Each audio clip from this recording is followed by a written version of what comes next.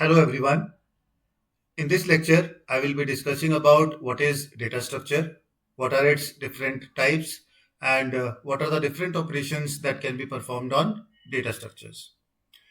So the very first thing which I'm discussing over here is what is data structure. जैसे कि आप देख सकते हैं, data structure composed of two terms, data and structure. So what this means is that we are going to organize our data in such a way so that it can be stored easily and it can be accessed easily. You can see the definition also here.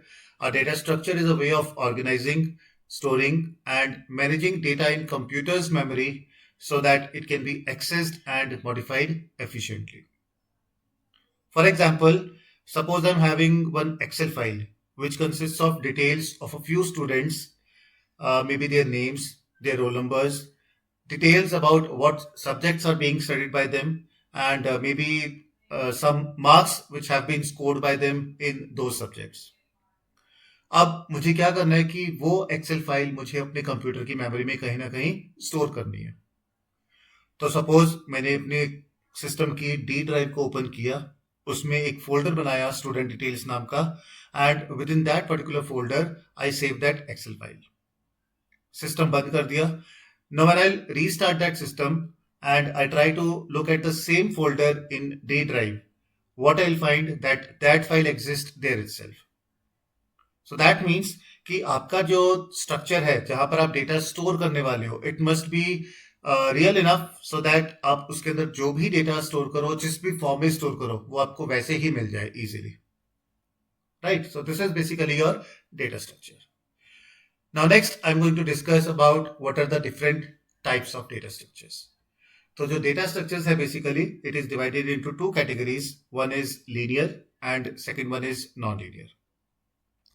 Linear data structures are those data structures in which elements form some certain sequence, while non-linear data structures are the one जिसमें हमारी कोई sequence नहीं होती है. Linear data structure के आपके example आ जाते हैं array, linked list, stack and queue. और नॉन लीनियर के अंदर आपका आ जाता है trees and graphs. So here I will be giving you just a small information with examples about all these data structures, and we'll be studying these data structures in detail in our future lectures. So first of all I'm going to start off with your arrays. तो array क्या होता है basically? Array is collection of homogeneous data elements. Homogeneous means same. That means अगर मेरा integer array है तो उसमें सभी एलिमेंट्स जो होंगे वो इंटीजर टाइप के होंगे. अगर मेरे पास फ्लोटिंग पॉइंट एरे है तो जितने भी वहां पर एलिमेंट्स होंगे all the elements will be of decimal type. अगर कैरेक्टर एरे है तो सभी एलिमेंट्स उस एरे के अंदर कैरेक्टर टाइप के होंगे. What other feature of arrays we are having is array के अंदर जितने भी एलिमेंट्स होते हैं those elements are stored in continuous memory locations. Continuous memory locations मतलब वन आफ्टर अनदर. राइट. तो यहाँ पर हमारे पास एक बेनिफिट क्या होता है, हम लोग क्या बोल सकते हैं कि अगर हमें पहले एलिमेंट का एड्रेस अगर पता है तो we can calculate the address of any element within that particular array. और एरे के अंदर जो एलिमेंट्स हैं these are always stored at particular index number 0, 1, 2, 3, 4 and so on. Right. So this is your array and array is a linear data structure. Next one is linked list. Linked list is also a linear data structure and it is collection of nodes. Node क्या होती है basically? यहाँ पर node is divided into two parts. First portion contains your data and second portion contains your address. जैसे कि आप यहाँ पर नीचे डायग्राम में भी देख सकते हैं, I'm having four nodes.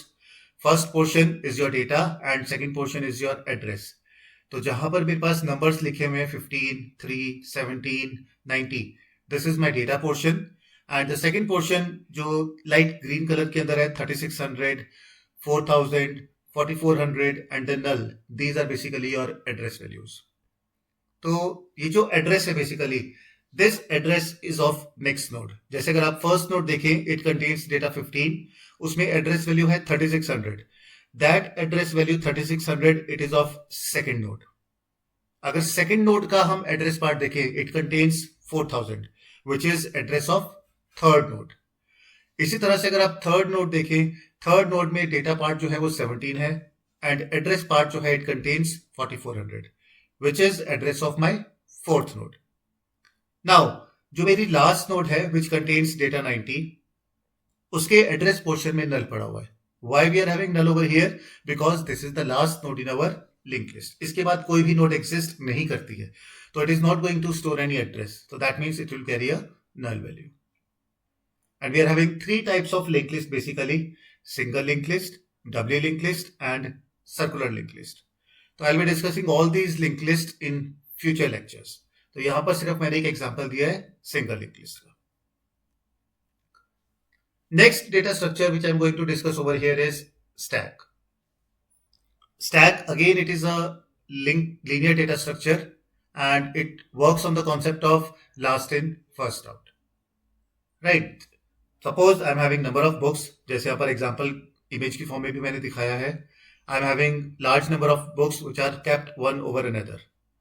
तो इसमें क्या कॉन्सेप्ट है? बेसिकली जो मेरी बुक सबसे ऊपर रखी होगी it will be removed first very easily, and जो बुक मैंने सबसे पहले रखी थी it will be removed at last. Right? So that means last in first out. जो लास्ट में आया वो सबसे पहले जाएगा. राइट? अब मैं यहां पर क्या कर रहा हूं, एक के ऊपर एक बुक रख रहा हूं. तो this particular point where your insertions and deletions take place in stack, this point is known as top. तो यानी कि टॉप से ही मेरी इंसर्शन हो रही है और टॉप से ही मेरी डिलीशन हो रही है. Right? Here you can C one more example, stack of coins. Coins को एक दूसरे के ऊपर रखा हुआ है. Coin which is kept at last, it will be removed first. So that means your stack works on the concept of last in, first out. Similarly, we are having next data structure queue. Just like your stack works on the principle of last in, first out, queue आपका work करता है first in, first out के principle पे. That means जो पहले आया है वो पहले जाएगा. For example, जैसे आप लाइब्रेरी में जाते हैं for issuing your books, right? तो may be if there is a Q, if there is a line, तो जो सबसे पहले स्टूडेंट आएगा वो सबसे पहले बुक को इशू कराएगा and then he leave. Then second student, third student, fourth student and so on. यहां पर दो कॉन्सेप्ट्स हैं हमारे पास, one is front and one is rear. तो जैसे आप डायग्राम में भी देख सकते हैं, we are having a librarian over here and that first girl who is carrying the books, that is the front portion. So that means जहां से मेरी डिलीशन होगी, बिकॉज जो फर्स्ट स्टूडेंट आएगा सबसे पहले वो बाहर जाएगा बुक इशू करवा के. So this particular portion at which your deletions are taking place in queue, this is known as front. और वो last portion, you can see the last boy, वहां से इंसर्शन, दैट मीन्स वहां पर लोग पीछे आके लाइन में लग रहे हैं, that particular portion it is known as rear. तो क्यू में हमारे पास दो चीजें होती है, one is front and one is rear. Front is the portion at which your deletions takes place and rear is the portion where your insertions takes place. Right? Next, I'm going to discuss about tree. So tree is your non-linear data structure which is actually used to represent your parent-child relationship. जैसे family में हमारे पास parent और child relationship होता है, जैसे suppose grandfather, then father, then child. Right? So something same concept is over here. जैसे आप यहाँ डायग्राम में देख सकते हैं कि सबसे ऊपर हमारे पास होता है root, then your tree it is further divided into left and right part, जिसको हम बोलते हैं left child and right child. वो left and right child further आपका लेफ्ट और राइट पोर्शन में डिवाइड हो सकता है. राइट? तो जैसे आप डायग्राम में देख सकते हैं, we are having parent and child relationship, कि एक नोड किसी का पेरेंट है and some nodes are behaving as children of those particular nodes. जो मेरी बिल्कुल लास्ट की नोड होती है जिसका कोई भी चाइल्ड नहीं होता, those nodes are known as basically your leaf nodes. So this is non-linear data structure. Again, we are going to study this in detail with the help of examples in future lectures. This is one more non-linear data structure, that is graph. So what your graph basically is, आप लोगों ने maths में भी पढ़ा हुआ है graph basically. तो what your graph is simply a non-linear data structure which is having a set of nodes and edges. जैसे आप डायग्राम में देख सकते हैं, I am having few numbers over here which are written in circle. 0, 1, 2, 3, 4, these are basically vertices. और इन vertices को जो lines आपस में कनेक्ट कर रही हैं, these are known as edges. तो ग्राफ के अंदर बेसिकली हमारे पास क्या होता है, we are having one unique pair of nodes which are basically connected by edges. अब ग्राफ के अंदर बेसिकली हम लोग कॉन्सेप्ट क्या इंप्लीमेंट करते हैं, दैट इज वन एग्जांपल जो है मेरा यहाँ पर कि we need to find the shortest path. अब सपोज मेरे को वर्टेक्स 0 से वर्टेक्स 2 पर जाना है. So there are number of paths which are available over here. You can see I can go from 0 to 1, then 1 to 2. 0 से 4 गया, 4 से 3 गया, I can go to 2. 0 से 4, 4 से 1, 1 to 2. Right? So यहाँ पर हम लोग क्या कॉन्सेप्ट इंप्लीमेंट कर सकते हैं basically, that I need to find the shortest path. कि अगर मुझे 0 से लेके 2 तक जाना है, 0 is my source and 2 is my destination. अगर मुझे 0 से 2 तक जाना है, then which is the shortest path. So we'll be implementing such type of concepts when we'll be studying graphs. Next, I'll be discussing about what are the different operations that can be performed on data structures. So there are different operations which we can perform, including your traversing, insertion, deletion, sorting, searching and merging. तो जो सबसे पहला operation है that is traversing. Traversing simply means processing. That means I need to access each and every element of your particular data structure. यहां पर मैं आपको ये 6 के 6 ऑपरेशंस एक एरे के एग्जांपल से समझा रहा हूं, that how you are going to implement these 6 operations. तो सपोज मेरे पास एक एरे है which is having may be 5 or 6 values, right. So traversing means accessing each and every record of your array. जब हम प्रिंट करते हैं किसी भी एलिमेंट को, जस्ट फॉर एग्जांपल जैसे हम सी के अंदर अगर हम कंसिडर करें, एक लूप लिया मैंने for i is equal to 0, i less than 10, i plus plus, print f percent d array i. तो दैट मीन्स मैं उस एरे की एक एक वैल्यू को प्रिंट करवा रहा हूं. So that is basically known as your traversing, right. Now second operation is insertion. Insertion means adding of a new record to your existing array. मेरे पास ऑलरेडी एक एग्जिस्ट कर रहा है एरे, जैसे मैंने यहां पर दिया हुआ है ओरिजिनल एरे मेरे पास है 2, 7, 1, 23, 5. Now someone asked me to insert 15 at fourth position. Fourth position means index number 3. तो अगर मैं 15 को यहां पर इंसर्ट करने की कोशिश करूं, that means it will be inserted before 23, right. Insertion do not means replacing. मुझे यहाँ पर 23 को रिप्लेस नहीं करना है.